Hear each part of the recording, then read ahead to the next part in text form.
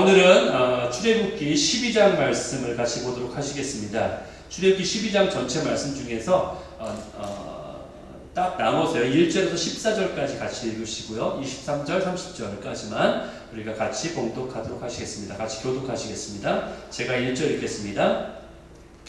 여호와께서 애굽 땅에서 모세와 아론에게 일러 말씀하시되 이 달을 너희에게 달의 시작 곧 해의 첫 달이 되게 하고 너희는 이스라엘 온 회중에게 말하여 이르라. 이달 열흘에 너희 각자가 어린 양을 잡을지니 각 가족대로 그 식구를 위하여 어린 양을 취하되 그 어린 양에 대하여 식구가 너무 적으면 그 집의 이웃과 함께 사람 수를 따라서 하나를 잡고 각 사람이 먹을 수 있는 분량에 따라서 너희 어린 양을 계산할 것이며 너희 어린 양은 흠없고 1년 된 수컷으로 하되 양이나 염소 중에서 취하고 이달 열 나흘날까지 간직하였다가 해질 때에 이스라엘 회중이 그 양을 잡고 그 피를 양을 먹을 집 좌우 문설주와 인방에 바르고 그 밤에 그 고기를 구워 불에 구워 무교봉과 쓴 나물과 아울러 먹되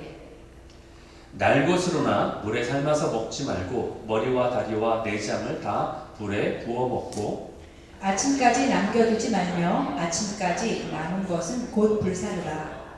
너희는 그것을 이렇게 먹을지니 허리에 띠를 띠고 발에 신을 신고 손에 지팡이를 잡고 급히 먹으라. 이것이 여호와의 유월절이니라.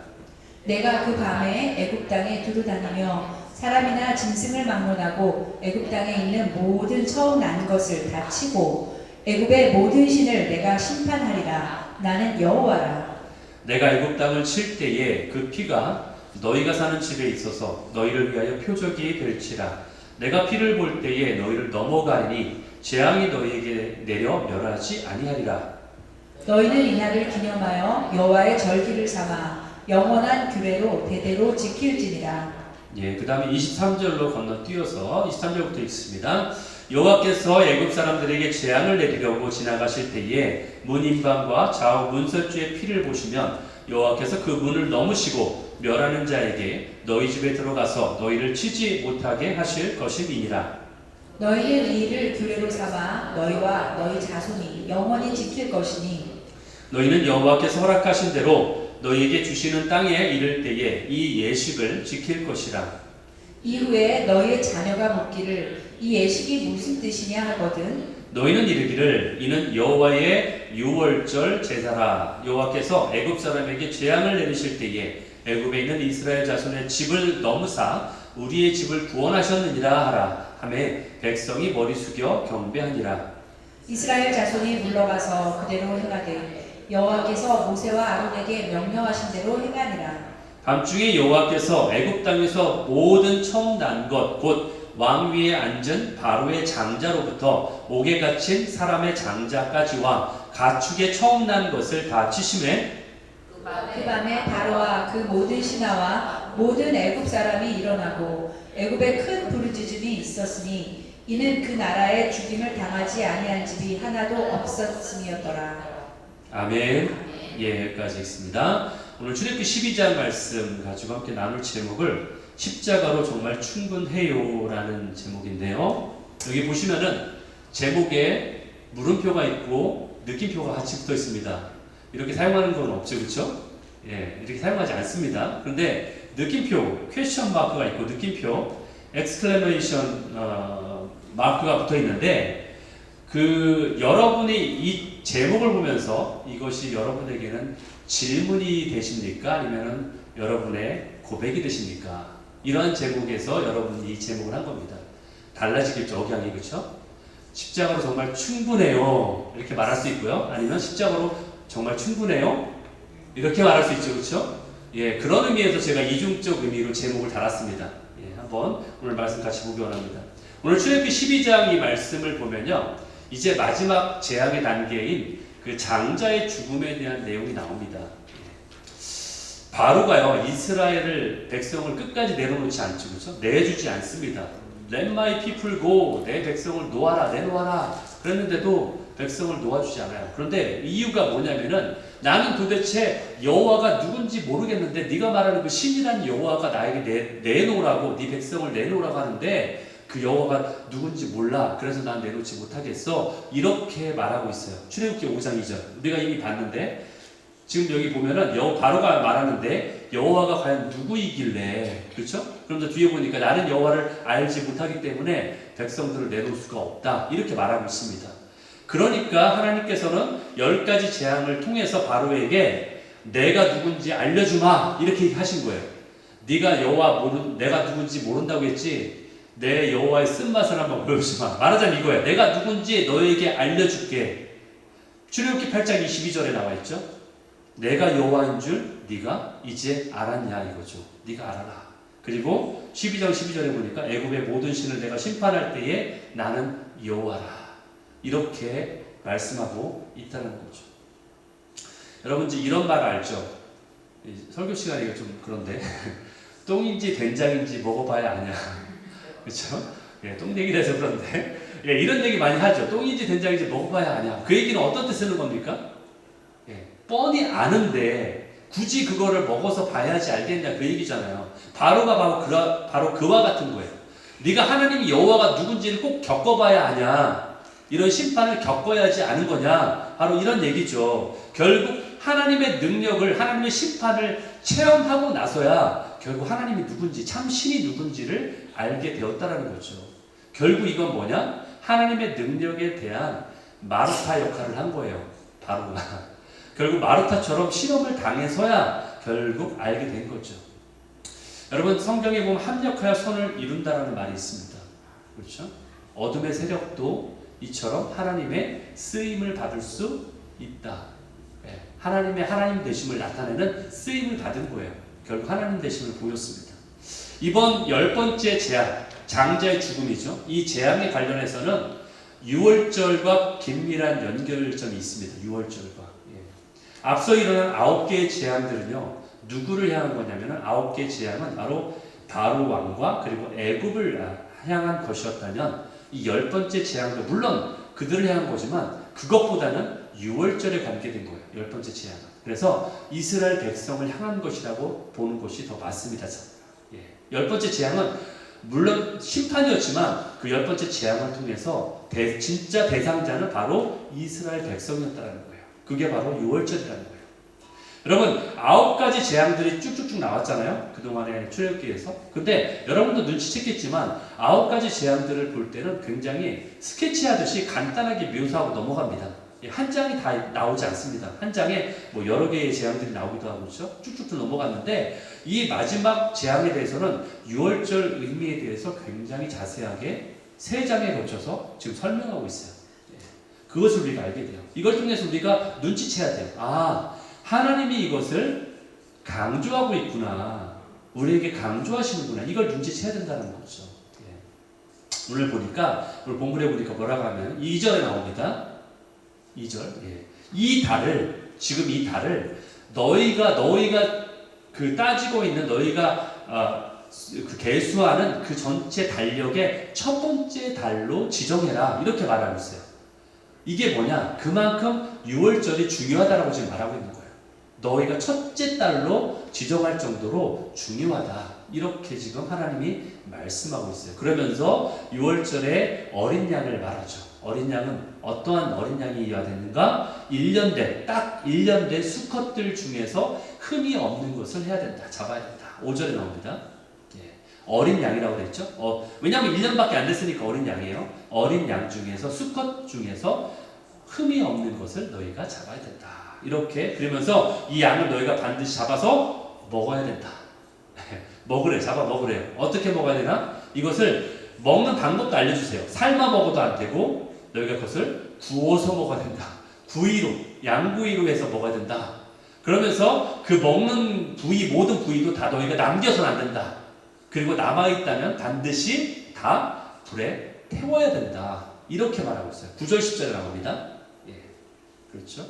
다 불에 구워 먹고 그 다음날 아침까지 남아있으면 안 된다. 다 불살라야 된다. 그러면서 정말로 중요한 얘기를 여기서 합니다. 그게 뭐냐? 이게 정말 중요한 대목이에요. 먹는 것도 중요하지만 그것보다 더 중요한 게 뭐냐면은 그 피를, 그 잡은 양의 피를 어떻게 해라? 너희 집에 문의 양쪽에 문설주라 가지고, 양 기둥이죠. 양쪽에다, 문 양쪽에다 바르고 인방에다가 발라야 된다. 그때 그렇게 해야 하는 이유는 뭐냐? 그 표시가 되어 있을 때에 그 표시 때문에 너희들이 죽임을 당하지 않게 된다. 이거죠. 12, 13절에 나옵니다. 바로 내가 애굽의 땅을 칠 때에 그 피를 보면 내가 너희를 어떻게 한다? 넘어간다. 여러분 6월절이라고 하잖아요. 우리가 6월절. 그 유월이라는 말이 바로 넘어간다는 뜻이에요. 한자로 유는요 넘을 유고요, 월은 건너갈 월이에요. 둘 다 똑같은 얘기예요. 넘어가고 건너간다. 6월, 월담한다 가지고, 그렇죠? 6월이 다 건너가고 넘어간다. 즉 지나가신다 이 뜻이에요. 그리고 영어로는 뭐라고 하느냐? 6월절을 pass over. 패스하는데 위로 넘어간다. 그래서 pass over라고 말합니다. 그리고 히브리어로는 페사흐라는 말을 씁니다. 히브리어로. 그래서 모두 다 뜻이 다 똑같아요. 넘어간다는 뜻이에요. 그래서 이 양의 피가 무엇을 의미하느냐? 구원을 의미하는 거예요. 양의 피가 있는 데는 구원을 얻을 수 있다. 여러분 10가지 재앙을 지금 계속 보고 있는데, 우리 지금까지 보았는데, 지난번에도 제가 한번 살짝 언급을 했습니다. 10가지 재앙 중에서 흥미로운 점들이 있어요. 어떤 점이 있냐? 처음에 첫 번째 나일강을 피로 물들게 한 재앙, 두 번째 개구리떼 재앙, 세 번째 이의 재앙까지는요 모든 사람들이 다 겪어야 됐어요. 누구까지도? 이스라엘 백성까지도, 심지어 믿는 자들까지도. 그런데 네 번째 재앙, 파리떼 재앙부터는 달랐어요. 어떻게 달랐습니까? 그들이 거주하는, 그들이 살고 있는 그 고센 땅에서는 없었어요. 그러니까 그 지역을 보호하셨다는 거예요. 네 번째 재앙부터는 그 지역에는, 즉 이스라엘 백성이 있는 곳에는 그 재앙이 임하지 않았다는 거예요. 그런데 이제 10번째 재앙은 또 달라요. 10번째 재앙은 뭐냐? 10번째 재앙에서는 그 지역에 재앙이 임하지 않는 것이 아니라 어떤 특별한 일을 한 사람, 즉 양의 피를 바른, 어린 양의 피를 바른 집만 넘어가신다는 거예요. 그게 뭐냐? 바로 이제는 또 다른 일이라는 거죠. 우리가 요한계시록의 재앙을 보죠. 그렇죠? 여러분 요한계시록을 보면요, 요한계시록을 보면서 굉장히 무서움을 생각하는 분들이 계세요. 왜냐하면 거기에 몇 가지 재앙이 나옵니까? 심판이? 21가지 재앙이 나오죠. 그렇죠? 21가지 재앙이 나옵니다. 근데 그 심판들이 나올 때에 그것을 보면서 과연 어디가 우리의 고센 땅일까? 왜냐하면 고센 땅은 보호가 됐으니까. 그렇죠? 그렇게 우리가 생각할 수 있어요. 그래서 어디가 고센 땅인지 추측하는 분도 아마 계실지 모릅니다. 그런데 이 보호하심에도 구체적인 내용이 바로 오늘 본문에 있다는 거예요. 이제는 고센 땅의 보호를 받는 것이 아니라, 그것이 지역적인 것이 아니라 각 개인의 신앙의 믿음에 따라서 구원을 얻는다는 거예요.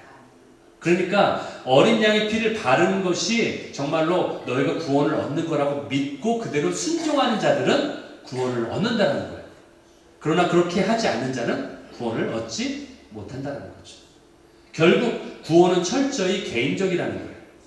여러분 우리가 단지 고센 땅인과 같은 이 교회에 출석한다고 해서 구원을 얻는 것이 아니다라는 얘기예요. 이것을 우리가 깨달아야 돼. 이 통찰력을 우리가 깨달아야 된다는 거예요. 그러니까 고센 땅과 같은 교회에 출석한다고 해서 구원 얻는 것이 아니다.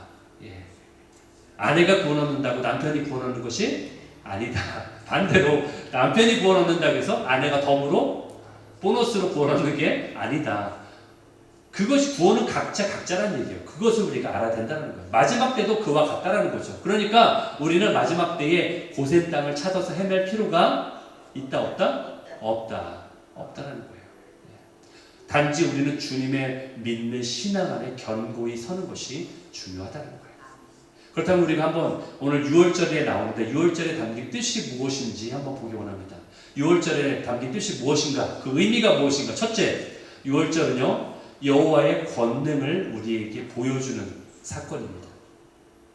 여러분 10번째 재앙에서 재앙 그 자체를 부각시키지 않고 있습니다. 그런데 그 대신에 무엇을 부각시키느냐? 너희가 6월절을 지켜야 된다. 이것을 지금 부각시키고 있어요. 너희가 그러니까 장자가 죽는 거에 대해서 부각을 시키는 것이 강조하는 게 아니라 너희가 유월절을 지켜야 된다. 어떻게 하면은 너희가 그런 재앙을 받지 않는지 그 유월절이라는 의미를 지켜야 된다라고 우리에게 말하고 있다는 거예요. 그러니까 사건이나 재앙보다는 유월절에 또 초점을 맞추고 있다는 거예요. 그것이 바로 하나님의 권능을 보여주는 것이 유월절의 첫째 의미예요. 두 번째 의미는 뭐냐? 유월절은 하나님의 백성에 대한 하나님의 백성들에 대한 하나님의 소유권을 주장하는 거예요. 이는 나의 백성들이다. 하나님의 소유권을 주장하고 있습니다. 여러분 출애굽기 4장 22절 볼까요? 여기 보면 이렇게 나와 있죠. 이스라엘은 내 누구다? 아들이다. 내 장자다 라고 말하고 있어요. 하나님이 이렇게 말씀하시는 거예요. 이스라엘은 내 맏아들이야, 첫째 아들이야, 장자야 이렇게 말하는 거예요. 여기에 핵심이 있는 거예요. 이 말씀에 핵심이 있어요. 여러분 하나님의 장자가 누구라고요? 이스라엘 백성. 그런데 이스라엘 백성 하나님의 장자를 내어놓지 않으니까 하나님이 어떻게 하십니까? 바로의 장자를 치시는 거예요. 하나님의 장자를 내어놓지 않으니까 하나님이 애굽의 장자를 치시는 거예요. 그것이 바로 하나님의 뜻인 거예요. 그만큼 이 백성이 나에게는 장자와 같이 귀한 자들이다. 이렇게 말씀하고 있다는 거죠. 여러분 그렇기 때문에 출애굽은요 바로의 압제에서 해방되는 해방 사건이 아니라 어떤 사건이냐? 바로를 섬기는 그 자리에서 이제 하나님을 섬기는 자로 뒤바뀌어지는 그러한 사건이라는 거예요. 여러분 어떤 분들은 코로나 시기도 겪으면서 어떤 이런 얘기 하잖아요. 아, 코로나가 너무 힘들었죠, 그렇죠? 코로나 시기 너무 힘들었죠. 안 힘드셨나요? 저는 힘들었어요. 어떤 분들은 주님이 계시는 게 힘들지 않았다고 그렇게 고백하시는 분도 그것도 맞습니다. 그런데 저는 코로나도 걸리기도 했고 또 병원에서 15일 동안 또 감금도 당해본 경우 한국에 있을 때 얘기해요. 당하기도 했고 어쨌든 뭐 육체적으로도 힘들기도 했지만 여러 가지 힘든 점도 있었어요. 그런데 코로나 시기를 겪으시면서 여러분들 어떤 분들이 이렇게 얘기해요. 이건 하나님의 심판이다. 뭐 이렇게 말하시는 분도 계셨죠, 그렇죠? 예. 그렇게 말하는 분도 계셨는데 그러면서 또 어떤 얘기가 있냐면은 우리는 이 땅이 애굽이니까 이 땅이 바벨론이니까 애굽에서 바벨론에서 우리는 이 시스템에서 탈출해야 된다. 나와야 된다. 그곳에서 빠져나와야 된다. 이렇게 말씀하시는 분들이 계십니다. 그것이 올바른 신앙이다. 그러면서 그렇게 또 아이들을 기르시는 분도 계세요. 그래서 뭐 유튜브도 전혀 못하게만 막고 컴퓨터 절대 사용하지 못하게 하고 뭐 이렇게까지 강하게 하시는 분들도 계신데 여러분 출애굽 사건은요 세상으로부터 도피해야 된다라는 그러한 사건이 아닙니다. 다시 말씀드리지만 출애굽 사건은요 세상에서부터 도망가야 된다 이런 사건이 아니에요. 그것을 알려주는 사건이 아닙니다. 만약에 우리가 속세를 떠나서 산속에만 거해야 된다면 우리가 절처럼 저렇게 교회를 산속에 짓고 산속에서만 우리끼리 살아야 될 거예요. 그렇죠? 그러나 그게 아니라는 거예요. 우리 믿는 자들은 어떤 자들이에요? 세상의 증인이죠. 세상으로 보내심을 받은 자 이런 얘기 들으셨죠, 그렇죠? 세상으로 보내심을 받은 자예요. 그렇기 때문에 우리는 분명히 주님이 우리에게 말씀하셨잖아요. 너희는 예루살렘과 온 유대와 사마리아와 땅 끝까지 이르러 내 증인이 되리라. 그렇죠? 우리는 보내심을 받은 자들이지 세상으로부터 도망가기를 원하는 세상으로 나와라 이런 자가 아니라는 거예요. 그러니까 우리가 철저히 이 말씀을 잘 들어야 된다는 거예요. 여러분 주님이 우리에게 하신 말씀 너희는 예루살렘과 온 유대와 사마리아와 땅끝까지 이르러 내 증인이 되리라. 이 말씀이 단지 우리 모두가 선교사가 되어야 됩니다 라는 말씀일까요? 그건 아니죠, 그렇죠? 예. 이 말씀이 선교 단체에게만 주시는 말씀일까요? 아니죠. 이 말씀이 꼭 교회 이름에다가 선교라는 이름을 넣어서 선교교회라는 이름이 있어야만 된다 이런 얘기인가요? 아니죠? 그런 얘기가 아닙니다. 여러분 우리의 땅끝이 어디예요? 여러분 땅끝이 어딘가요? 땅끝까지 이르러 내 증인이 되리라. 땅끝이 어디입니까? 아프리카입니까? 아니면 지금 우리가 미국에 있으니까 미국의 정반대 방향이 어딘지 아세요? 호주예요, 호주. 그러니까 땅끝이니까 호주입니까? 아니면은 지구는 둥그니까 360도 땅끝이면 시작점도 땅끝하고 똑같잖아요. 한 바퀴 돌아오면 다시 또 만나잖아요. 그러니까 이 자리인가요, 다시? 여러분, 복음의 시작점이지만 가장 복음의 불모지와 같은 그런 예루살렘이 땅끝일까요? 여러분, 그곳에 사는 자들은요, 그곳이 삶의 터전이고 현장이에요. 그들에게는 그곳이 땅끝이 아닙니다. 결국 우리가 살아가는 이 장소가 땅끝이 될 수 있어요. 삶의 현장이 땅끝인 거예요. 내가 살아가는 이곳이. 그러니까 우리는 이곳에서 증인의 삶을 어떻게 된다? 살아야 된다. 그것이 바로 땅끝의 의미예요, 여러분. 증인의 역할을 우리가 해야 된다는 거예요. 그러니까 출애굽 사건은요, 어떤 압제로부터 막 탈출하는, 어떤 노예로부터 탈출한다는 것을 의미한다기보다는 우리의 모든 것을 하나님께 돌이켜야 된다. 내 삶의 모든 것을 하나님이 원하시는 삶으로 돌이켜야 된다는 것을 말하는 것입니다. 로마서 12장 2절에 이런 말씀이 있죠, 여러분들. 너희는 이 세대를 본받지 말아라. 그렇죠? 그 대신 어떻게 하라? 변화를 받아야 되는 거죠. 그렇죠? 그리고 무엇을 분별해야 돼요? 하나님의 선하시고 기뻐하시고 온전하신 뜻, 그것을 분별할 줄 알아야 되죠. 그렇죠? 그 뜻대로 살아내야 된다는 거죠. 살아내는 것이 쉽지 않습니다, 여러분. 살아내는 거 쉽지 않습니다. 증인으로 살아내는 거. 결국 바로를 섬기는 삶에서 너희가 이제는 하나님을 섬기는 자로서 살아내라. 그것이 바로 출애굽 사건이에요. 그래서 그것을 가르쳐주기 위해서 6월절 그 사건을, 예수님의 피를, 그렇죠? 어린 양의 피를 바르는 사건을 우리에게 보여주셨다는 거예요. 하지만 우리는 우리의 마음과 우리의 생각들이 너무나 좋지 않은 생각으로 너무 쓰레기로 가득 차 있어요, 사실 우리가. 여러분, 아무리 믿는 자들도요, 우리 안에 4개의 밭이 있지 않습니까? 그렇죠? 예, 좋은 밭도 있지만 우리 안에는 그렇지 않은 영역이 분명히 있습니다.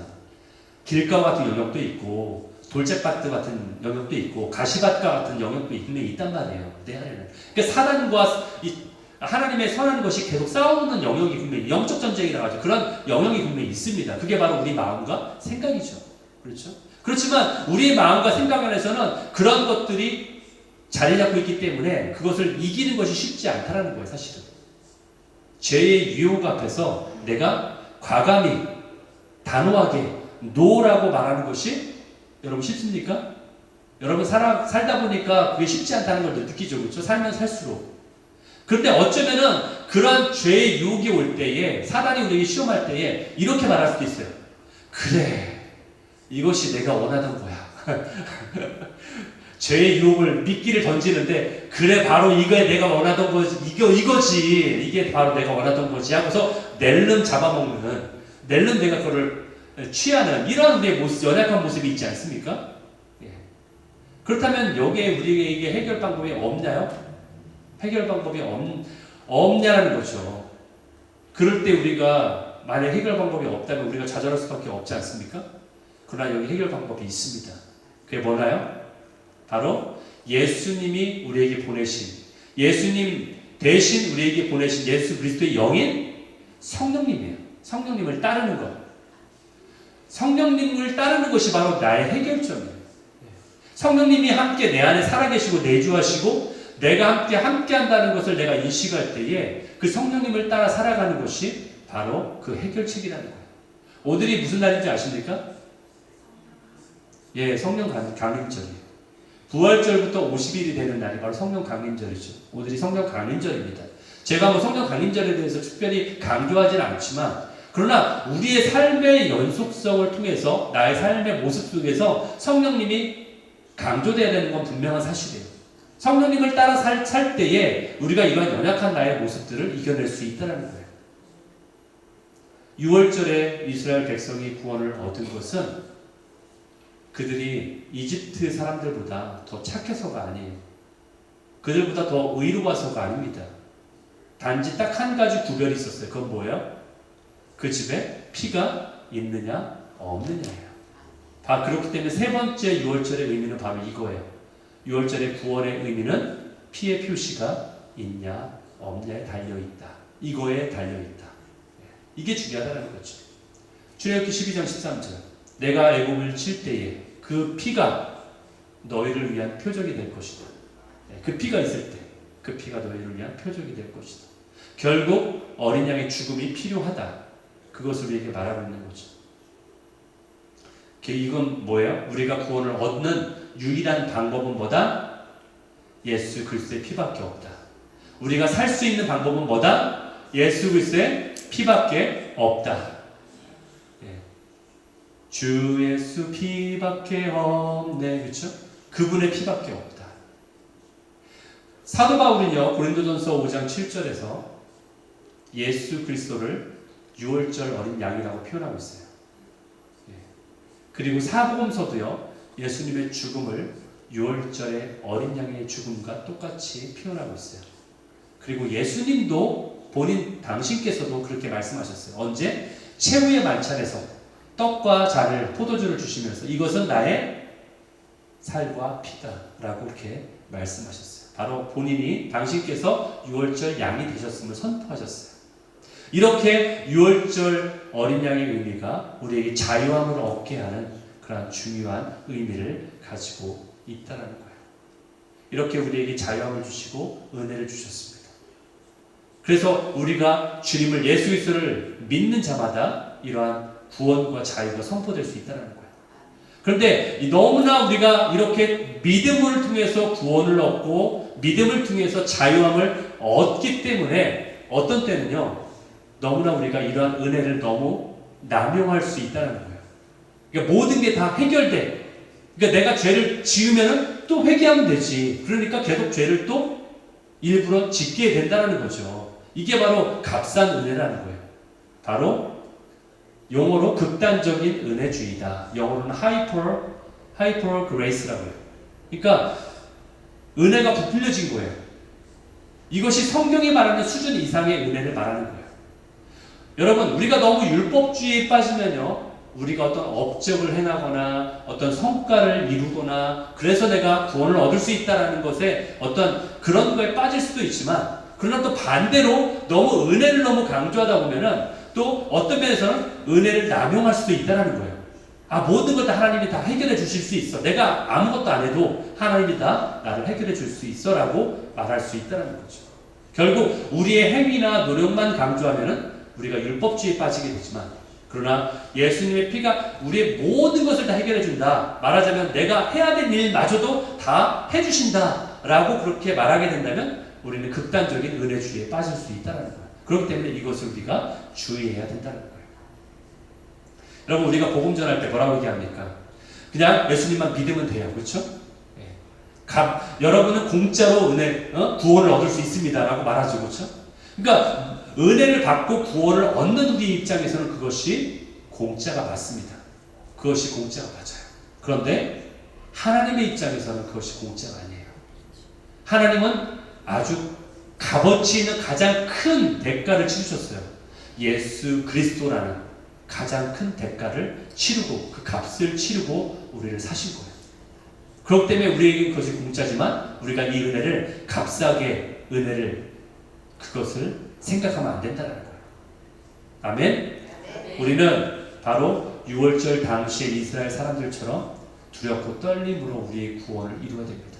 여러분 생각해 보세요. 지금 아까 문 설주에 그리고 임박에다가 피를 묻히면 어떻게 한다? 넘어간다겠죠. 넘어간다는 얘기는 그 집까지도 다 온다는 얘기예요. 죽음의 신이, 그렇죠? 죽음의 영이 그 집까지도 임한다는 거예요. 그런데 다들 자기 집안에 앉아 있으면서 그날 밤을 아마 잠을 못 잤을 거예요. 그렇죠? 이스라엘 백성들이. 왜냐하면 장자들이 죽을 걸 알기 때문에 장자는 아마 부여 잡고 기도했을지도 몰라요. 근데 그 죽음의 영이 그 집을 넘어갈지 않을지를 초조한 마음으로 두렵고 떨림으로 지켜봤을 거예요. 그렇죠? 바로 우리의 구원이 그와 같다는 거예요. 우리가 당연히 내가 피를 발랐으니까 나에게 구원이 있을 것을 알고는 있지만, 내가 그걸 믿지만, 그럼에도 불구하고 두렵고 떨림으로 구원을 이루는 것을 내가 지켜봐야 되는 거예요. 우리가 살아가는 동안에 죽을 때까지 내가 그것을 목격하는 그날까지, 주님 앞에 거하는 그날까지 두렵고 떨림으로 나의 구원을 이루어야 되는 거예요. 그것이 바로 값싼 은혜의 반대에 해당하는 우리의 따라야 되는 은혜를 바라보는 우리의 마음의 태도라는 거죠. 그렇기 때문에 우리는 정말로 예수님의 피를 통해서 우리의 피도 생각해야 된다는 거예요. 제가 우리의 피라는 표현을 썼는데 그렇다면 우리도 십자가에 못 박혀야 되는가? 그 얘기가 아니에요. 그럼 우리가 신경 써야 될, 우리가 관심 가져야 될 우리 피는 무엇인가? 그에 대해서 히브리서 12장 4절은 이와 같이 우리에게 말하고 있어요. 너희가 죄와 싸우되 아직 피 흘리기까지 대항하지 않았다. 우리가 싸워야 될, 우리가 흘려야 될 피는 뭐냐? 죄와 싸우는 피예요. 왜? 예수 그리스도가 흘린 피가 이 죄, 우리의 죄 때문에 흘리신 피기 때문에 우리도 똑같이 우리 피를 흘려야 된다는 거죠. 이것을 우리에게 말하고 있는 거예요. 여러분, 이집트에서 바벨론에서 나오기 위해서는 이제 그들과 육체적으로 싸우는 것이 필요한 것이 아니라 그 죄에 대해서 대항하기 위한 우리의 피 흘림이 필요하다는 거예요. 더 이상 죄의 종이 되지 않기 위한 우리의 피 흘림이 필요하다는 거예요. 그것이 바로 출애굽의 의미라는 거예요. 그래서 우리는 죄에 대해 단호하게 거절하며 그리고 주님의 뜻에 대해서는 적극적으로 예스라고 하는 천국을 침노하는 그런 침노가 우리에게 있어야 된다는 거죠. 이것이 바로 우리가 흘려야 될 피의 의미라는 겁니다. 네 번째, 6월절의 의미는 뭔가? 6월절은 역사에 단 한 번 기록이 돼 있죠. 성경에, 그렇죠? 그런데 역사에 단 한 번만 기록될 사건이 아니다. 왜? 아까도 말씀드린 것처럼 우리가 예수의 피를 우리에게 바르고 우리가 고백해야 되는 사건이기 때문에 그렇습니다. 그래서 이스라엘 모든 부모들은요, 자녀에게 유월절에 대해서 지금도 가르치고 있습니다. 왜냐하면 유월절의 사건은 당대의 세대들만 해당하는 그런 사건이 아니기 때문에. 여러분, 이제 이스라엘에게는 왕이 바뀌었어요. 그동안에는 바로가 왕이었지만 이제는 하나님이 왕이 되셨습니다. 왜? 하나님이 내 장자라고 했고 내 백성이라고 했기 때문에 이제는 하나님이 왕이 되셨어요. 그래서는 이스라엘에게는 새로운 삶이 시작된 거예요. 여러분, 새로운 삶에는 새로운 목표가 있기 마련입니다. 그렇죠? 이 이스라엘 백성들의 새로운 목표가 뭡니까? 어디를 향해 가는 거예요? 가나안을 향해 가는 것이 새로운 삶의 목표가 되는 거예요. 우리의 삶의 목표는 뭡니까 이제? 하나님을 우리의 왕으로 모셨기 때문에 우리의 삶에도 새로운 삶이 시작됐고 새로운 목표가 시작됐어요. 그 목표는 뭐냐? 하나님의 나라를 위해 전진하는 거예요. 그것이 바로 우리의 삶의 새로운 목표라는 거죠. 그리고 이러한 새로운 삶의 목표가 있는 자들에게는 새로운 삶의 방식이 있어야 돼요. 삶의 태도가 바뀌어야 돼요. 여러분, 출애굽기 12장 41절을 봅니다. 거기에 보면 이렇게 나와 있어요. 440년이 끝나는 그날에 여호와의 군대가 다 애굽 땅에서 나왔다. 여러분, 어디에 여호와의 군대가 있어요, 여기? 지금 이 누굴 얘기하는 거예요? 이 여호와 군대가? 지금 군대가 있어요, 거기에? 누굽니까? 이스라엘 백성을 말하는 거예요, 지금. 여러분, 이스라엘 백성을 두고서 여호와의 군대라고 좀 말하는 거예요. 말이 안 돼요. 왜 말이 안 되냐면요, 이들은 방금 출애굽에서 나온 바로 그 전까지 어떤 모습으로 살았어요? 노예로 살던 자들이에요. 여러분, 노예로 살던 자들은요, 노예 근성이라는 것에 찌들려 있던 자들입니다.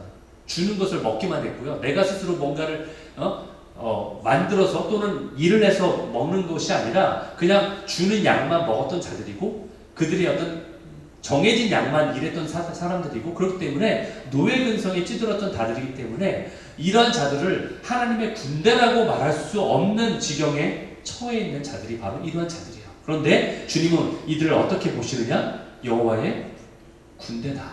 여호와의 군대라고 지금 말하고 있어요. 이것은 왜 그럼 이렇게 말하고 있습니까? 이것은 뭐냐? 바로 이들의 정체성을 지금 말하는 거예요. 정체성. 아이덴티티를 말하는 거예요. 정체성. 이들이 현재는 그러한 모습이 아니지만 앞으로 미래에 이루게 될 이들의 완성될 모습을 지금 말씀하고 있는 거예요. 여호와의 군대다, 이들이. 이것이 바로 하나님 아버지가 자녀를 바라보시면서 네가 이제 자라서 훌륭한 어른이 되면, 마치 우리가 우리 자녀를 바라보면서 어렸을 때는 말도 안 되는 그런 일들 많이 저지르잖아요. 뭐 심지어는 부모님 앞에 거짓말도 하기도 하고, 그렇죠? 뭐 앞에 있는 뭐 어항도 깨트리기도 하고, 예. 말도 안 되는 일을 저지르지만 네가 이제는 훌륭한 어른이 될 것을 내가 이제 바라본다. 그렇기 때문에 너에게는 이러한 삶이 있어야 돼. 이렇게 말해주는 정체성이에요. 여러분, 여호와의 군대라고 했죠. 군대는 어떠한 자들이에요? 군대는 철저히 복종하는 자들이에요. 그렇죠? 상관에게 철저히 복종하는 자들이에요. 그렇기 때문에 여호와의 명령에 순종할 것을 우리에게 말씀하는 거죠. 즉 우리는 이러한 생활의 방식을 가지고 살아야 된다는 거예요. 라이프 스타일, 이러한 삶의 방식을 살아내야 된다. 이것을 우리에게 말씀하고 있다는 거예요. 너희는 이제 애굽에서 나왔기 때문에 더 이상 저 죄의 종이 아니다. 너희는 나의 군대다. 하나님의 자녀다. 그렇기 때문에 너희는 이제 복종하는 삶의 방식을 따라야 된다. 하나님께. 그리고 군대의 또 다른 특징은 뭐예요? 충성이죠. 충성. 맡을 자에게 구할 것은 충성이다. 너희는 이제 충성된 자들이다. 그렇죠? 그렇게 너희는 신실한 자들이 되어야 된다. 그렇게 우리를 보신다는 거예요. 내가 신실하기 때문에 너희도 신실해야 된다. 주님이 우리를 그렇게 보신다는 얘기예요. 여러분, 이런 얘기를 들으면 왠지 어떤 분들은 그런 생각할 수 있어요. 왠지 이런 얘기 들으면 난 손해보는 느낌이야. 내가 교회에 와주는 것만 해도 다행인 줄 알지. 교회 와서 헌금도 해라, 여기 봉사도 해라, 여기서 근데 또 여기다가 충성도 하고 나에게 복종하라 그래? 이거 말이나 되는 얘기야. 이렇게 생각하실 분이 계신데, 여러분, 손해보는 장사가 아닙니다. 제가 분명히 말씀드리는데, 손해보는 장사가 아니에요, 이거는. 제가 장사라는 표현을 썼는데, 여러분, 주님은 이미 우리를 위해서 이미 그분의 목숨을 내어 주셨어요. 이미 충성되게 하셨고 이미 그분은 우리를 위해 할 일을 다 하셨습니다. 예. 여러분, 이것만큼 신실하고 이것만큼 충성된 것이 세상에 어디에 있습니까? 여러분, 솔직히 생각해 보세요.